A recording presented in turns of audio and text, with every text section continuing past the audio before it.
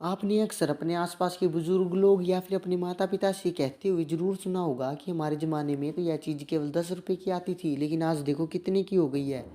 अब आपको लगेगा कि ऐसा कैसे हुआ, क्योंकि ऐसा अचानक तो नहीं हो सकता। धीरे धीरे चीज़ों के दाम बढ़ते गए और आज उनके प्राइस नए लेवल पर आ गई है। इसे इन्फ्लेशन इफेक्ट कहते हैं। इन्फ्लेशन के कारण आपकी पूंजी की क्रय शक्ति तो लगातार कम होती जाती है, परंतु चीज़ों के दाम लगातार बढ़ते जाते हैं।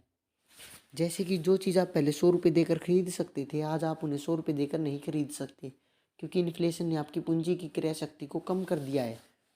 अपनी पूंजी को इन्फ्लेशन से बचाने के लिए आवश्यक है कि आप अपनी पूंजी को इन्वेस्ट करें।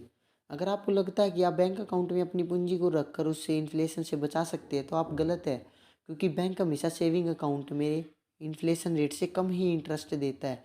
जैसे कि मान लीजिए इन्फ्लेशन रेट 6% है और बैंक आपको 4% का इंटरेस्ट दे रहा है, तो भी आपको 2% का लॉस ही होगा। इन्फ्लेशन से बचने के लिए यह आवश्यक है कि आप अपनी पूंजी पर ज़्यादा से ज़्यादा रिटर्न प्राप्त करें, और ज़्यादा रिटर्न प्राप्त करने के लिए आप अलग अलग इंस्ट्रूमेंट में अपनी पूंजी को इन्वेस्ट कर सकते हैं। जैसे कि शेयर मार्केट में, रियल इस्टेट में या फिर म्यूचुअल फंड में इन्वेस्ट कर सकते हैं। लेकिन इन इंस्ट्रूमेंट्स में है ना, रिटर्न फिक्स नहीं होता। इसीलिए किसी भी इंस्ट्रूमेंट में इन्वेस्ट करने से पहले आपको उसके बारे में डीप नॉलेज होनी चाहिए। जैसे आप अगर शेयर मार्केट में इन्वेस्ट करना चाहते हैं, तो आपको कंपनी के बारे में, उसके फंडामेंटल्स के बारे में, बैलेंस शीट के बारे में, आदि के बारे में जानकारी होनी आवश्यक है, जिससे आप अपनी इन्वेस्टमेंट पर ज़्यादा रिटर्न प्राप्त कर सकते हैं।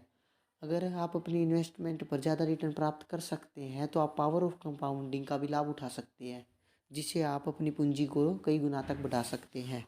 इन्फ्लेशन से बचाने के लिए पूंजी को इन्वेस्ट करना बहुत ही आवश्यक है।